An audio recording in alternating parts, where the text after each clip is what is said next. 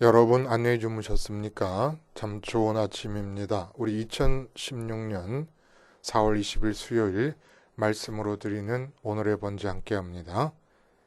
사무엘상 23장 말씀으로 같이 합니다. 1절부터 29절까지 이루어져 있는데 우리는 좀 내려가서 중간쯤에 15절부터 18절까지만 같이 읽겠습니다. 시작. 다윗이 사울이 자기의 생명을 빼앗으려고 나온 것을 보았으므로 그가 십광야 수풀에 있었더니 사울의 아들 요나단이 일어나 수풀에 들어가서 다윗에게 이르러 그에게 하나님을 힘있게 의지하게 하였는데 곧 요나단이 그에게 이르기를 두려워하지 말라. 내 아버지 사울의 손이 네게 미치지 못할 것이요 너는 이스라엘 왕이 되고 나는 네 다음이 될 것을 내 아버지 사울도 안다 하니라. 두 사람이 여호와 앞에서 언약하고 다윗은 수풀에 머물고 요나단은 자기 집으로 돌아가니라.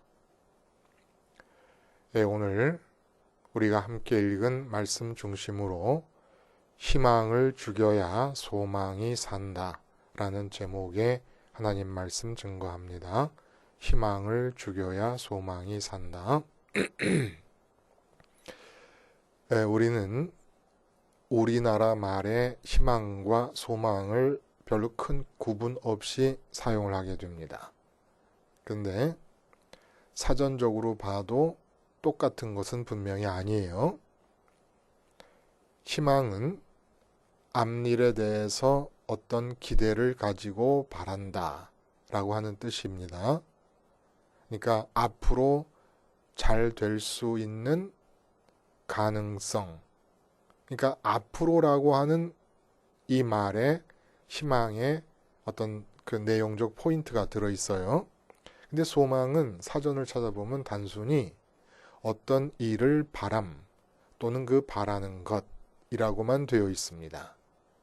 그러니까 대부분 바란다라고 하는 것은 미래를 향한 인간의 마음을 가리키기 때문에 그저 소망해도 희망과 별 차이가 없는 것이라 생각하지만 분명히 소망은 욕구 자체를 말하는 것이라면 희망은 그 욕구를 가지고 앞을 바라보고 있는 상황을 말하는 겁니다. 근데 영어에서는 이 믿음과 소망의 차이가 없어요. 그냥 hope라고 하는 단어를 써요. 그래서 고린도전서 13장 13절에 그런즉 믿음, 소망, 사랑이 세 가지는 항상 있을 것인데 그 중에 제일은 사랑이다 라고 말씀하실 때 이 소망을 참 한국은 번역하기가 좋은 여건이에요. 이 한국어가 희망과 구분해서 소망이라는 말을 따로 썼다는 얘기입니다. 굉장히 중요해요. 왜 중요하냐면은 성경이 말씀하고 계시는 이 소망은 희망을 죽이지 않으면 살아날 수가 없습니다. 소망이 피어오를 수가 없습니다. 성경이 말하는 소망은 없어집니다. 요즘 국회의원 선거가 끝난 다음에 굉장히 많이 되고 있는 이야기가 뭐냐 하면 이제 1년 10개월 뒤에 치러질 대통령 선거에서 각 당의 대선 주자가 누가 될 것이냐라는 것이 큰 관심거리 중에 하나입니다. 근데 온 인류에게 개념의 세계, 단어의 세계에서 대통령을 뽑으라면 저는 단연코 주저하지 않고 희망이라는 단어를 꼽을 수 있습니다. 사랑과 평화라고 하는 단어가 중요하지만 각 개인에게 예외 없이 피부에 닿는 가장 많이 애용되고 있는 개념이 있다 그러면 그건 역시 희망일 것입니다. 사랑과 평화 이런 것은 이상적인 개념들이에요. 그러나 희망이라고 하는 것은 언제나 우리가 지금도 갖고 있는 겁니다. 지금도 갖고 있어요. 그리고 평화나 이런 단어들조차도 희망의 형태 안에서 의미를 갖고 존재하는 단어들일 경우가 많다는 겁니다. 그렇잖아요? 평화를 희망하는 거잖아요. 그렇죠? 부자됨을 희망합니다. 그러니까 희망이라는 단어 같이 대통령스러운 단어가 어디 또 있겠는가라는 그런 생각이 든다는 거예요.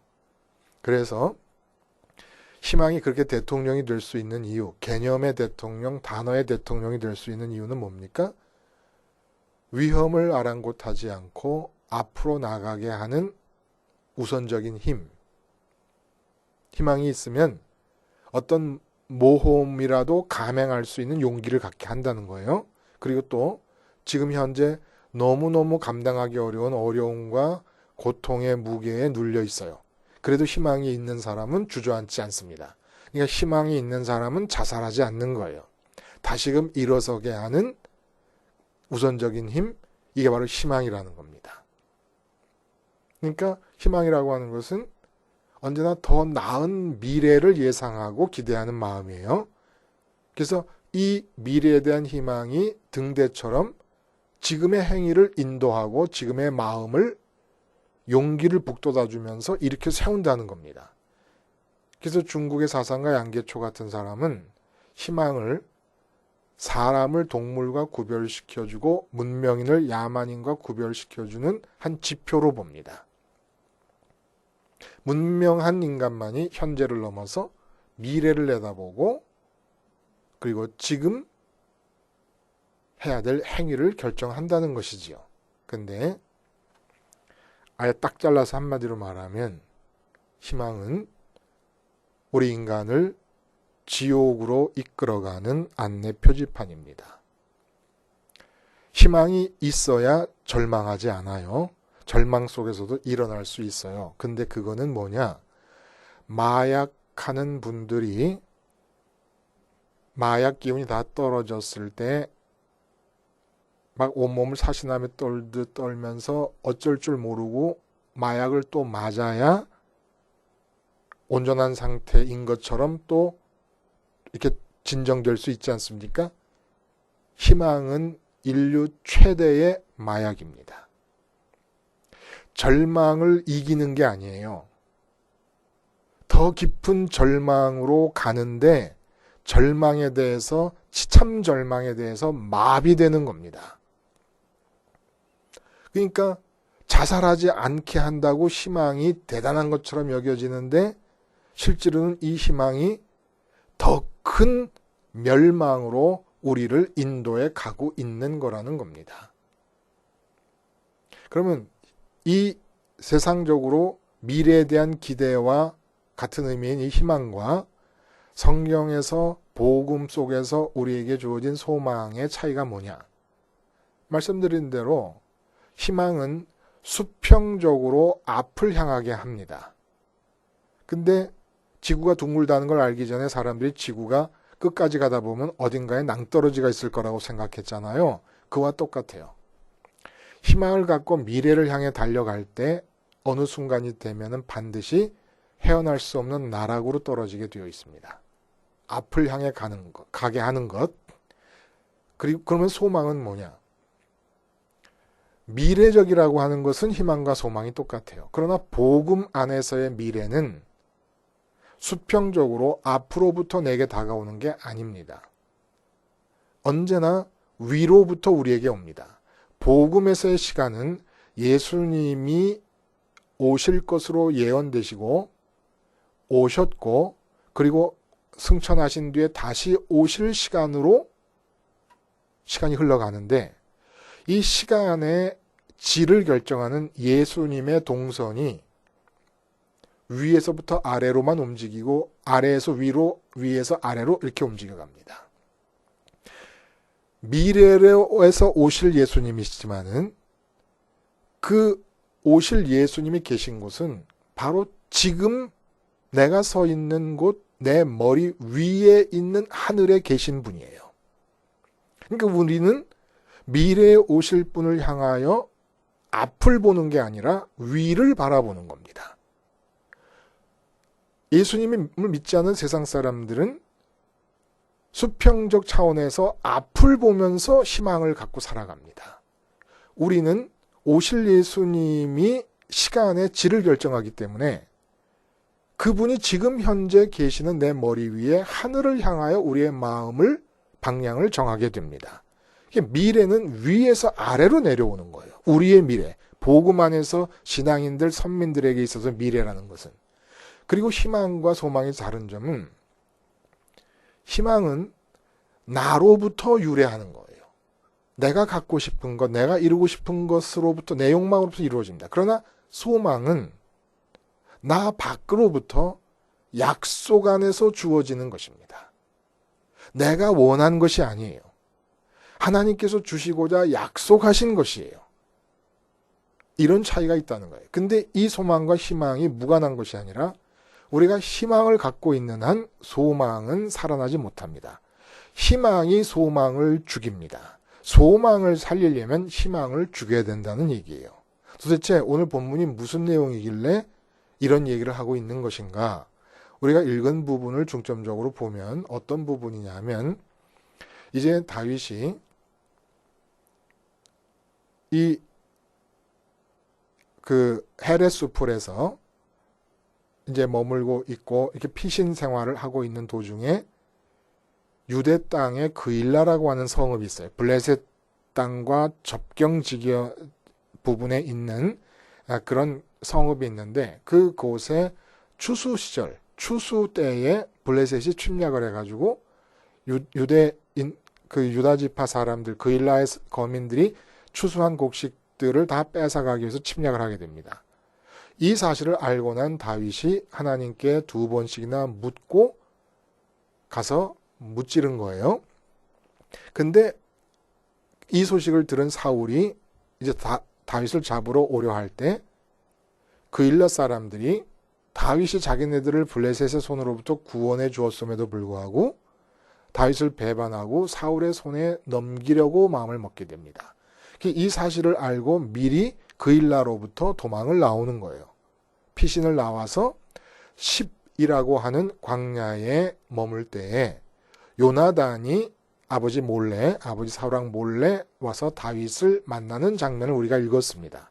근데 이 다윗을 만나는 장면에서 우리가 읽었으니까 대충 짐작을 하겠습니다만은 요나단이 도피 생활을 하느라고 곤혹스러운 상황을 날마다 겪어야만 되고 고통 가운데 있을 것이라고 짐작되어지는 이 다윗에게 격려의 말을 하게 됩니다. 사랑과 우정이 담뿍 담긴 격려의 말을 하는데 이 격려의 말의 내용은 굳건히 하나님을 의지하라. 그리고 네가 왕이 될 것이다. 라고 하는 내용이에요. 나는 너에 이어 2번째 자리를 차지하게 될 것이다. 이 사실을 아버지 사울 왕도 사실은 알고 있다. 그러니까 너를 더 죽이려고 하고 있다. 이런 얘기를 합니다. 그래서 많은 분들은 본문을 어떻게 해석하느냐 하면 어려운 가운데 있는 다윗에게 요나단이 희망을 심어주면서 용기를 북돋아주고 있다. 절망에 빠지지 않도록 격려하고 있다. 이렇게 생각을 하는 겁니다. 언젠가 왕이 될 것은 틀림없다 니가. 이렇게 격려하고 있는데 격려의 방법이 바로 희망을 불어넣어 준다는 겁니다. 이렇게 보면 이제 성경은 하나님의 말씀이 아니라 하나의 문학책으로 전락해버리고 맙니다. 보세요. 요나단이 이렇게 말해요. 너는 이스라엘 왕이 되고 나는 네 다음이 될 것을 내 아버지 사울도 안다 하니라. 이 말에 대한 반응 어때야 되는 겁니까? 만약에 이 말을 듣고 그래. 나는 하나님의 뜻에 의해서 왕이 되도록 되어 있어. 언젠가 미래에 머지않은 미래에 나는 반드시 왕이 될 거야. 그러니까 지금의 이 고통을 잘 참고 넘어가야 돼. 우리가 보통 희망이라고 생각할 때 늘 갖게 되는 그 마음가짐을 다윗이 가졌다. 이게 어디 성경이고 하나님 말씀입니까? 그렇다면은 우선 보세요. 인간으로라도 이럴 수는 없어요. 요나단이 이렇게 얘기합니다. 너는 왕이 될 것이고 나는 너에 이어서 2번째가 될 것이다. 근데 다윗이 그래 나는 왕이 될 거야. 그러니까 이 어려움을 잘 참고 넘어가야 돼. 이렇게 받아들였다 그러면 이거는 사람으로서 우정도 없고 너무 이기적인 사람인 거죠. 요나단에 대한 사랑도 존경도 우정도 전혀 없는 사람인 거예요. 그럼 요나단에 대한 사랑과 우정이 담뿍 담겨 있는 그 다윗의 마음으로 이 말을 받아들이려면 어떻게 받아들여야 되는 겁니까? 마음속으로 하나님 뜻이 그렇기 때문에 거부는 못하더라도 요나단 정말 대단한 사람이다. 자기 속으로라도. 아니 사울왕 자기 아버지는 왕위를 지키겠다고 이렇게 부당하게 나를 죽이지 못해 안달복달을 하고 있는데 어떻게 요나단은 사실은 세상적으로 보자면은 태자인데 세자요 태자인데 왕권을 이어받아야 될 첫 번째 인물인데 어떻게 나에게 와가지고 도망다니는 나에게 와가지고 네가 왕이 될 거고 나는 너에 이어 두 번째가 될 거라는 말을 자기 입으로 해줄 수가 있겠는가? 이런 반응이 더 다윗이 요나단에 갖고 있었던 사랑과 우정을 생각하면 당연한 거 아닙니까? 그러면서 이렇게 생각해야 마땅한 거죠. 요나단이 오히려 나보다도 더 왕의 자격이 있는 자가 아닐까? 그는 왕궁에서 자랐고 아버지 사울 왕처럼 하나님을 등지고 왕위가 하나님보다 우선적인 관심거리나 현실이 되어 있는 자도 아니고 하나님을 경외하는 자이고 오히려 요나단이 나보다 더 왕스러운 자가 아닐까? 라는 생각을 하는 게 온당한 거라는 얘기입니다. 그럼 요나단의 등장이 무슨 의미를 갖는 겁니까? 다윗으로 하여금 다시 한번 하나님이 보게 하시는 거예요. 그 요나단이 한 말 중에서 하나님을 힘있게 의지하게 하였는데 라고 하는 얘기는 문자적으로 번역하면 하나님을 통해서 그의 손을 강하게 하였다라는 얘기입니다. 하나님의 손을 통해 그의 손을 강하게 한다는 것은 삶에 대한 마음가짐과 태도를 강하게 한다는 얘기예요. 근데 삶에 대한 마음가짐과 태도를 어떻게 강하게 합니까? 하나님을 통해서, 다시 말하면 하나님을 가지게 함으로써. 하나님을 가지게 함으로써 지금 도피 생활에 대한 마음가짐을 강하게 한다는 겁니다. 하나님을 가진다라고 하는 말을 어떻게 지금 요나단이 다윗에게 하나님에 의해서 계시하고 있는 겁니까? 하나님이 요나단을 사용하는 거예요. 다윗이 요나단을 보니까 왕권에 대해서 첫 번째로 물려받을 자격이 있는 자가 왕권에 대해서 완전히 마음이 닫혀버렸습니다. 상관이 없습니다. 어떻게 그럴 수 있을까?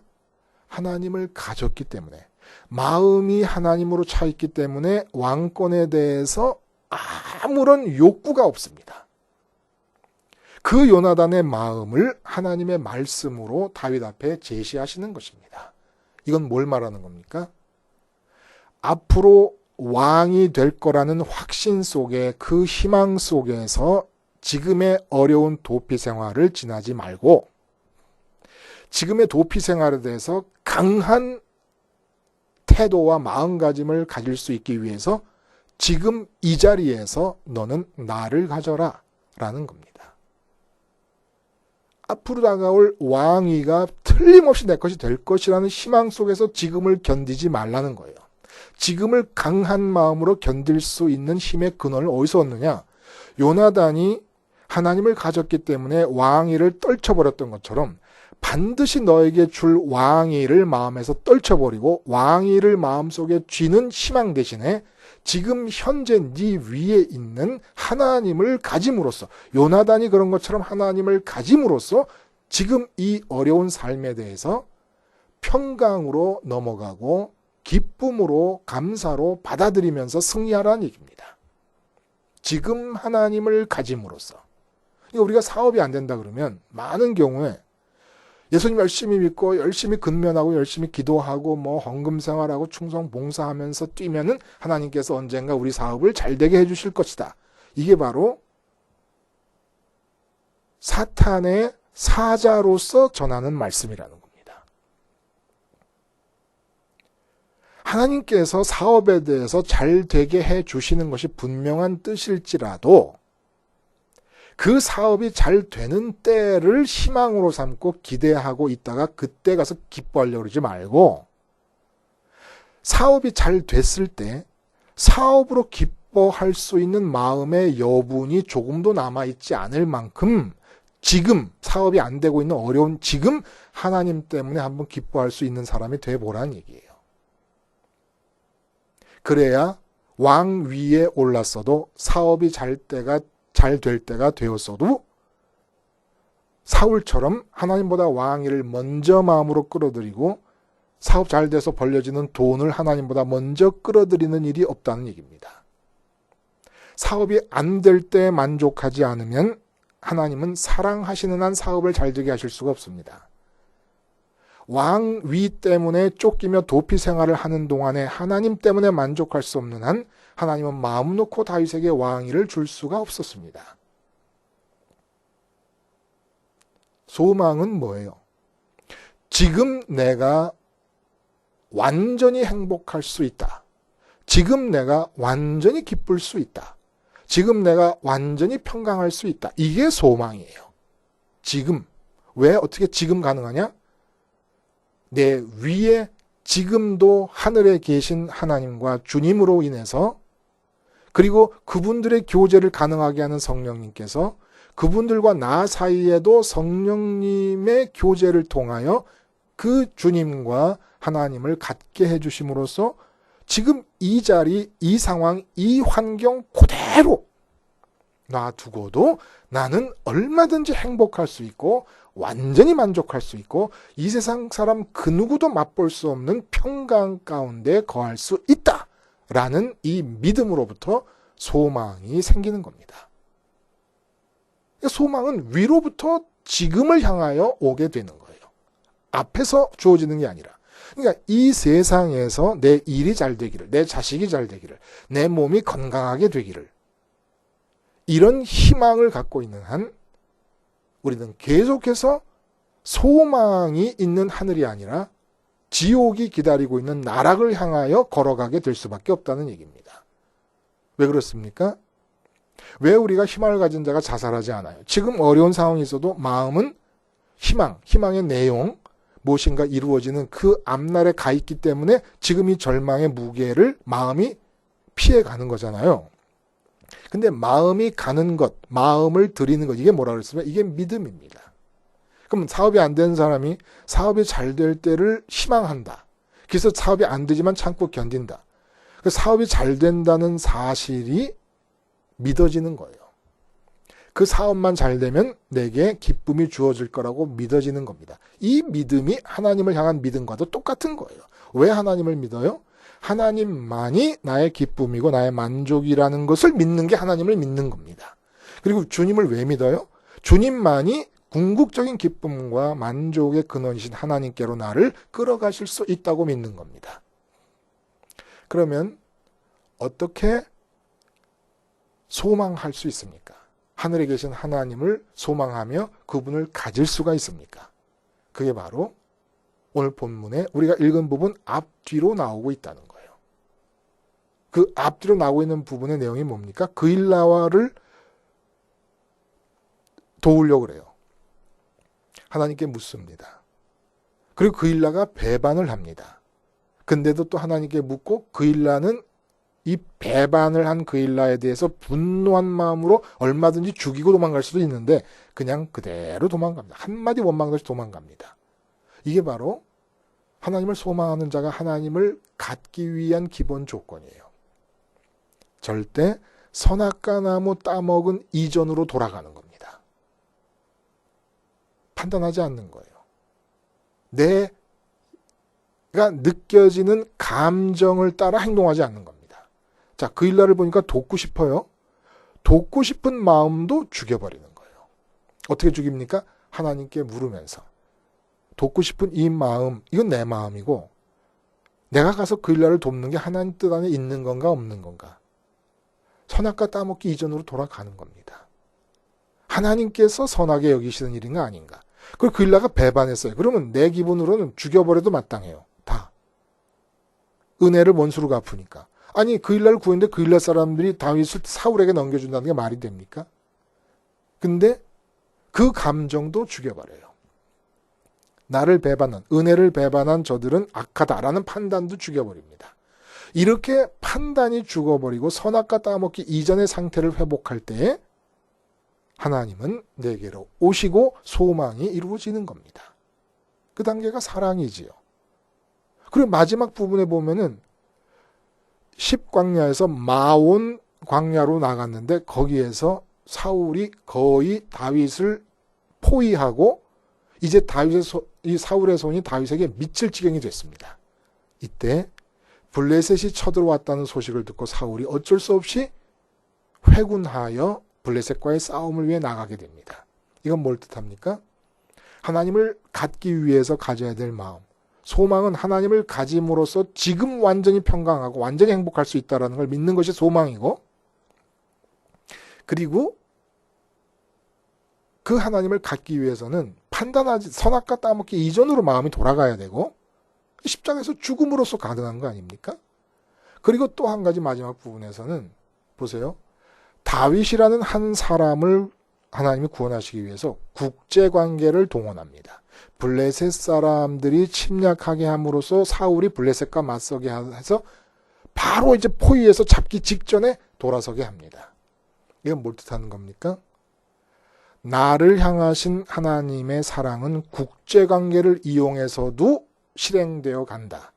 다시 말하면 나를 향한 하나님의 사랑의 크기를 내가 이론적으로 교리적으로 읊는 게 아니라 마음으로 실감하는 정도만큼 하나님이 나에 대해 갖고 있는 사랑의 크기를 실감하는 정도만큼 하나님을 갖게 됩니다. 다윗의 마음속에는 어느 정도로 하나님의 사랑을 믿고 있느냐 하면은 나를 위해서라면 하나님은 정말 하나님 생각과 뜻과 계획 안에서 필요한 일이라고 하나님이 결정하신 일이라 그러면 국제관계를 동원해서라도 나를 사랑하시기 위해 행동하시고 섭리하실 것이다 라고 믿는 거예요. 우리가 하나님을 아버지라고 부르면서도 우리 마음이 충만해지지 못하는 이유는 하나님이 나를 향한 사랑의 크기가 어느 정도까지인지를 실감을 못하거나 안 하고 있기 때문입니다. 근데 국제관계뿐만 아니라 삼라 만상이 예수님을 통해서 만들어졌어요. 근데 오늘도 말씀 속에서 전달되고 있는 이 십자가 사건은 지금 여러분 한 사람을 위해서 일어난 사건입니다. 거기서 죽은 사람이 하나님의 독생자예요. 그 독생자를 통해 만물이 만들어졌어요. 그러니까 만물보다 큰 분이 예수님이라는 거예요.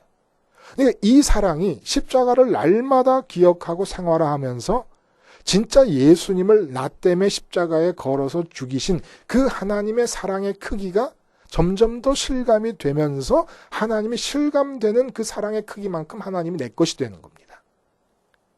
내 마음이 하나님으로 채워진다는 거예요. 그리고 우리의 소망대로 이미 지금 돈도 없고 몸에 병도 있고 자식도 제대로 안 되고 하는 일이 제대로 안 되지만 지금 이미 완전한 평강과 행복과 기쁨을 누릴 수 있다는 겁니다.